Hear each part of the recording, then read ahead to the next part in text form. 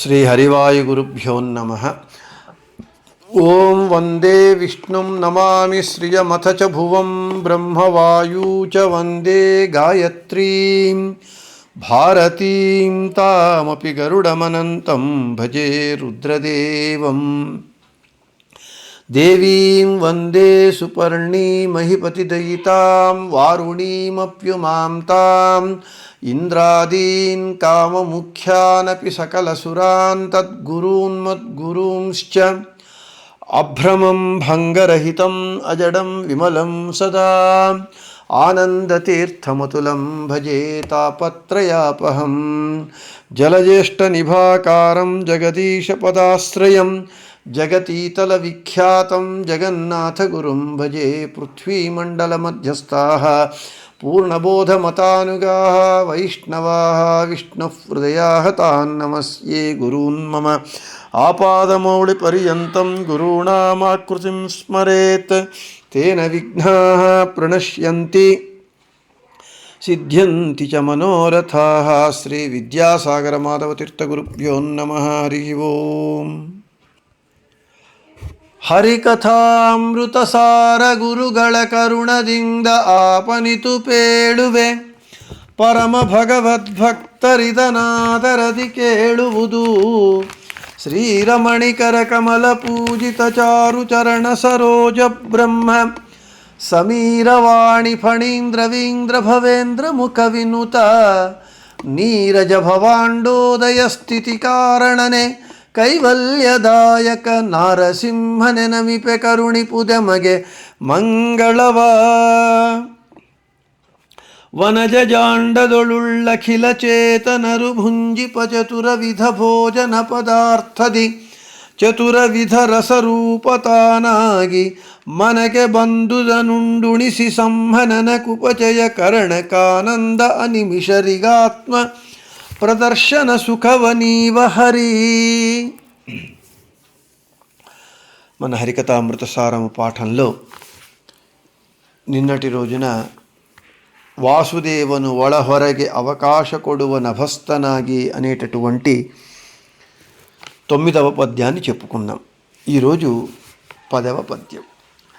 వాసుదేవను అన్నదొಳು నానాసు భక్ష్యది సంకర్షణ ಕೃತೀಶ ಪರಮಾನ್ನದೊಳು ಘೃತದೊಳಗಿಪ್ಪನ ನಿರುದ್ಧ ಆ ಸುಪರ್ಣಾಂಸಗನು ಸೂಪದಿ ವಾಸವಾನುಜ ಶಾಖದೊಳು ಮೂಲೇಶ ನಾರಾಯಣನು ಸರ್ವತ್ರದಲ್ಲಿ ನೆಲಸಿಹನು. ಪ್ರತಿಪದಾರ್ಥಂ. ವಾಸುದೇವನು ಅನ್ನದೊಳು ನಾನಾ ಸುಭಕ್ಷ್ಯದಿ ಸಂಕರುಷಣ ಕೃತೀಶ పరమాన్నదుడు ఘృతదొళగిప్పను అనిరుద్ధ. ఇప్పన అనిరుద్ధ ఉన్నది, ఘృతదొళగిప్పను అనిరుద్ధ. ఆ సుపర్ణాంసగను సూపది వాసవానుజ శాఖదొಳು మూలేಶ నారాయణను సర్వత్రదలి నెలసిహను. ప్రతిపదార్థం. అన్నదొಳು అన్నమునందు వాసుదేవను వాసుదేవరూపి భగవంతుని సన్నిధానము. నానాసుభక్ష్యది వివిధములైనటువంటి శుద్ధమైనటువంటి భక్ష్యములందు సంకర్షణ రూపి భగవంతుని సన్నిధానము. పరమాన్నదొಳು పరమాన్నమునందు కృతినామక లక్ష్మీపతి అయినటువంటి ప్రద్యుమ్నుని సన్నిధానము. ఘృతదొళగిప్పను నెయ్యి యందున్నాడు అనిరుద్ధ రూపి భగవంతుడు. ఆ సుపర్ణాంసగను గరుడుని భుజమును అధిరోహించి సంచరించేటటువంటి శ్రీకృష్ణుడు సూపదొడు పప్పునందు వాసవానుజ ఇంద్రుని తమ్ముడైనటువంటి ఉపేంద్రుడు శాఖదొడు కూరలయందు మూలేశ నారాయణను మూల ప్రకృతికి ఈశుడైనటువంటి నారాయణుడు సర్వత్రదలి అన్నింటయందు నెలసిహ సన్నిధాన పాత్రుడై ఉన్నాడు. ఇక తాత్పర్యం. అన్నమునందు వాసుదేవుడు, వివిధములైనటువంటి శ్రేష్టమైనటువంటి భక్ష్యములందు సంకర్షణుడు, కృతిభర్త అయినటువంటి ప్రద్యుమ్నుడు పరమాన్నమునందు, నెయ్యియందు అనిరుద్ధుడు, గరుడారూఢుడై సంచరించేటటువంటి శ్రీకృష్ణుడు సూపము అంటే పప్పునందు, ఇంద్రుని తమ్ముడైనటువంటి ఉపేంద్రుడు వామనుడు కూరలయందు, మూల ప్రకృతికి ప్రభువైనటువంటి శ్రీమన్నారాయణుడు సకల పదార్థములందు సన్నిధాన పాత్రుడై ఉన్నాడు అని తాత్పర్యం. ఇక మనం భోజనం చేసేటటువంటి పదార్థములందు ఏ పదార్థములందు ఏ భగవద్రూపములు ఉన్నాయి అనేటటువంటి విషయాన్ని జగన్నాథదాసుల వారు ఈ పద్యంలో తెలియజేస్తూ ఉన్నారు. దీనికి ప్రమాణము పంచరాత్రము గంతం. వాసుదేవస్తతా అన్నస్తో భక్ష్యే సంకర్షణస్తతా ప్రద్యుమ్నః పరమాన్నేతు హ్యనిరుద్ధో ఘృతే స్థితః నారాయణస్తు సర్వత్రేత్యేవం జ్ఞాత్వా నివేదయేత్. అదే విషయాన్నే అక్షరశః ఆ ప్రమాణంలో చెప్పినటువంటి విషయాన్నే జగన్నాథదాసుల వారు అనువాదం చేస్తూ ఉన్నారు ఈ పద్యంలో. ఇక ఈ వాసుదేవుడు అన్నమునందు వాసుదేవుడు, నానా విధములైనటువంటి భక్ష్యములందు సంకర్షణ రూపి భగవంతుడు, కృతిపతి అయినటువంటి ప్రద్యుమ్నుడు భక్ష్యములందు, నెయ్యి యందు అనిరుద్ధుడు, పప్పు యందు గరుడారూఢుడైనటువంటి కృష్ణుడు శ్రీకృష్ణుడు భగవంతుడు, కూరలందు ఇంద్రుని తమ్ముడైనటువంటి ఉపేంద్రుడు వామనుడు, మూల రూపి భగవంతుడు, మూల ప్రకృతికి ఈశుడైనటువంటి నారాయణుడు అన్ని చోట్ల నెలసి ఉన్నాడు అని చెబుతూ ఇక్కడ ఈ పదార్థములలో ఈ భగవద్రూపములు ఉన్నాయి అని చెప్పటం యొక్క ఉద్దేశం ఏమిటి అంటే, మనము భోజనం చేసేటప్పుడు మాట్లాడకూడదు అని చెబుతారు, వేరే ఏ పనులు చెయ్యకూడదు అని చెబుతారు. దాని ఉద్దేశం ఏమిటి అని అంటే, భోజనము అనేటటువంటి ప్రక్రియ కేవలము శరీరానికి సుఖాన్ని పుష్టిని ఇచ్చేటటువంటిది మాత్రం కాదు. అంతేకాకుండా ఆ భోజన ప్రక్రియకు ఇంకొక పరమార్థం ఉన్నది. అది ఏమిటి అంటే, భోజనము అనేటటువంటిది పారమార్థిక క్రియ. మనకు ఇప్పుడు అన్నమునందు వాసుదేవుడు, భక్ష్యములందు సంకర్షణుడు అని ఏం చెప్తూ ఉన్నారు.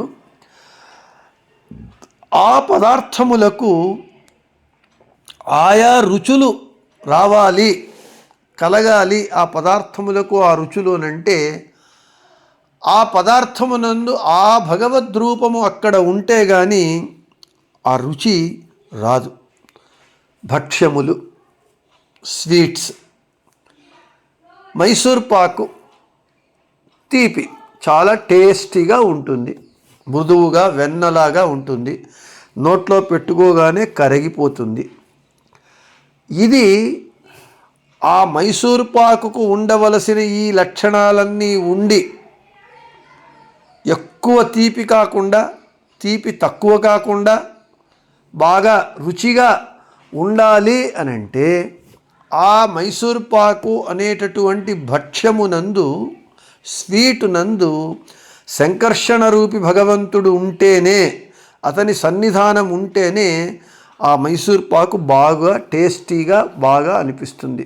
లేకపోతే చెడిపోయి నల్లగా మాడిపోయి గట్టిగా రాయిలాగా ఉండి దాన్ని పగలగొట్టడానికి ఇంకొక రాయిని మనము సప్లై చేయవలసి ఉంటుంది.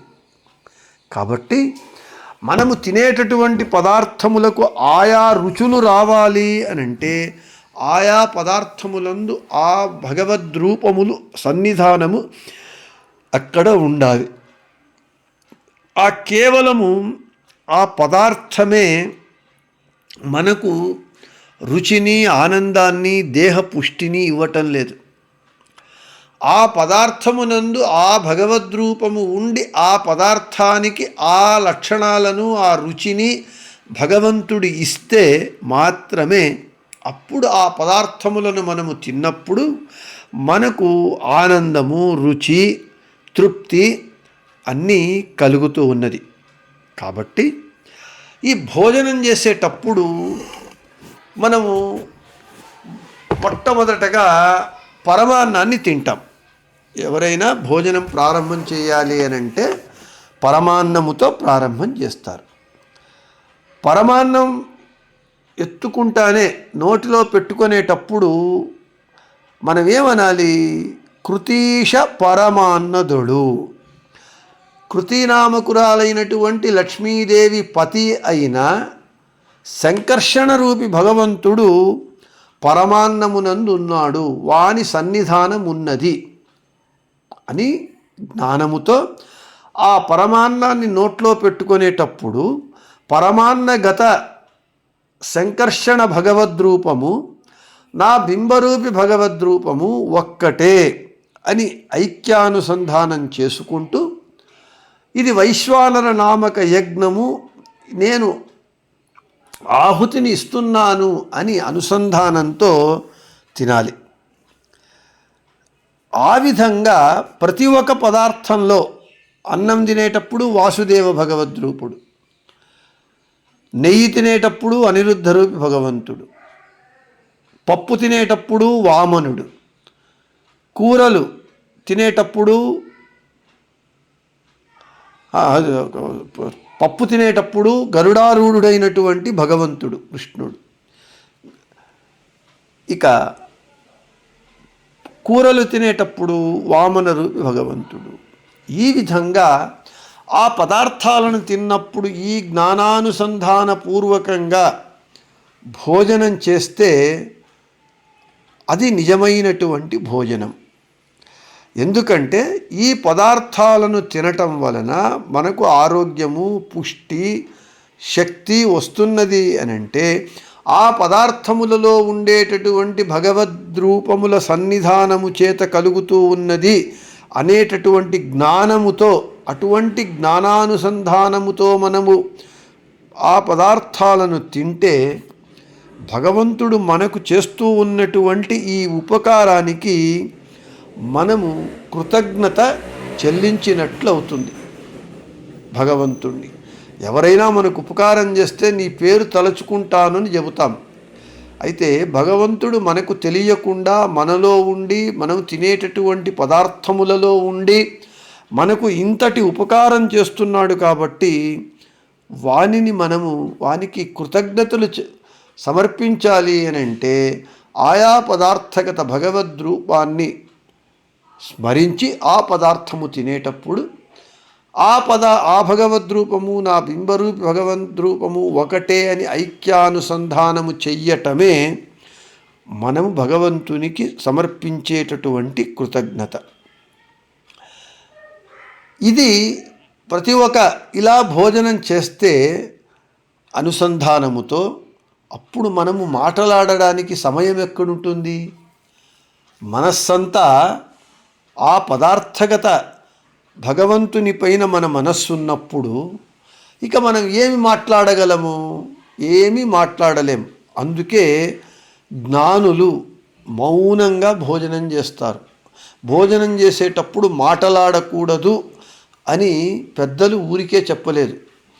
పెద్దలు ఇటువంటి జ్ఞానానుసంధానముతో భోజనం చేస్తూ ఉండేవాళ్ళు కాబట్టి ఆ తత్వము, రహస్యము వాళ్లకు తెలుసు కాబట్టి మనకు భోజనం చేసేటప్పుడు మాట్లాడద్దండి అంటే ఇలా భోజనం చెయ్యండి, జ్ఞానానుసంధాన పూర్వకంగా భోజనం చెయ్యండి అని మనకు తెలియజేయడానికే ఈ విధంగా మనము ప్రతి ఒక్క పదార్థాన్ని తినేటప్పుడు జ్ఞానానుసంధానముతో భోజనం చేయాలి. ఇక నైవేద్యం చేసేటప్పుడు కూడా ఆయా పదార్థగత భగవద్రూపము, నా బింబరూపి భగవద్రూపము, నేను పూజ చేసేటటువంటి ప్రతిమయందున్నటువంటి భగవద్రూపము ఒకటే అని ఐక్యానుసంధానముతోనే నివేదన చేయాలి, సమర్పించాలి. అప్పుడు భగవంతుడు దానిని స్వీకరిస్తాడు. ఇక మనకు నైవేద్యం చేయటము అనేటటువంటిది గొప్ప సాధన. ఏదో శంఖోదకాన్ని ప్రోక్షణ చేసి ఊరికే మనం ఏదో భగవంతుణ్ణి ధ్యానిస్తున్నట్లుగా నటించకుండా మనము ఆ నైవేద్యం చేయడానికి ముందుగా శంఖోదకాన్ని ప్రోక్షణ చేసి నారాయణ అష్టాక్షర మంత్రాన్ని జపించి పదార్థములను భగవంతునికి నివేదన చేస్తాం.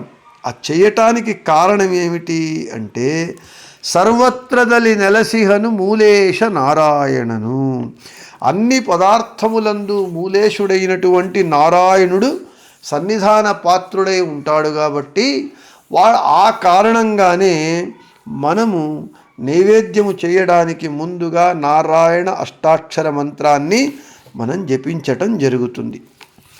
కాబట్టి మనకు జగన్నాథదాసుల వారు ఏం చెబుతున్నారు అనంటే, అయ్యా మీరు భోజనం చేసేటప్పుడు అన్నము, తర్వాత పప్పు, భక్ష్యములు, పరమాన్నము మొదలైనటువంటివన్నీ ఉంటాయి. ఆ పదార్థగత భగవద్రూపములు ఇవి. మీరు దీనిని తెలుసుకొని జ్ఞానానుసంధాన పూర్వకంగా భోజనము చెయ్యండి. అప్పుడు అది ఒక యజ్ఞం అవుతుంది, పూజ అవుతుంది అని మనకు శాస్త్రంలో తెలిపినటువంటి విషయాన్ని మనకు ఇక్కడ జగన్నాథదాసుల వారు తెలియజేస్తూ ఉన్నారు. ఇంకా ఏ ఏ పదార్థములలో ఏ భగవద్రూపములు ఏవి అనేది ముందు పద్యాలలో కూడా వస్తాయి. మొత్తానికి ఈ పద్యంలో ఏ ఏ వస్తువులందు ఏ ఏ భగవద్రూపములు ఉన్నాయి అనేటటువంటి విషయాన్ని చెప్పారు అనేటటువంటి దానిని సంక్షిప్తంగా ఈరోజు పాఠాన్ని ముగించేదానికి ముందుగా ఒకసారి మీకు మనస్సులో నిలబడటానికి చెప్పటం జరుగుతూ ఉన్నది. అన్నమునందు వాసుదేవుడు, భక్ష్యములందు సంకర్షణుడు, పరమాన్నమునందు ప్రద్యుమ్నుడు, నెయ్యి యందు అనిరుద్ధుడు, పప్పునందు శ్రీకృష్ణుడు, కూరలందు ఉపేంద్రుడు వామనుడు, సమస్త పదార్థములందు నారాయణుడు ఉన్నాడు అని ఈ పద్యంలో చెప్పి ఇక 11వ పద్యంలో చెబుతూ ఉన్నారు. ಅಗಣಿತಾತ್ಮ ಸುಭೋಜನ ಪದಾರ್ಥಗಳ ಒಳಗೆ ಅಖಂಡವಾದೊಂದಗಳಿನೊಳನಂತಾಂಶದಿಂದಲಿ ಖಂಡನೆಂದೆನಿಸಿ ಜಗದಿ ಜೀವರ ತೃಪ್ತಿಪಡಿಸುವ ಸ್ವಗತ ಭೇದ ವಿವರ್ಜಿತನ ಈರ್ಬಗೆಯ రూపవనరితు భుంజిసి అర్పిసవనడిగే అనేటటువంటి 11వ పద్యాన్ని రేపు చెప్పుకుందామని చెబుతూ శ్రీకృష్ణార్పణమస్తు, మధ్యేశార్పణమస్తు. అందరికీ శుభమస్తు.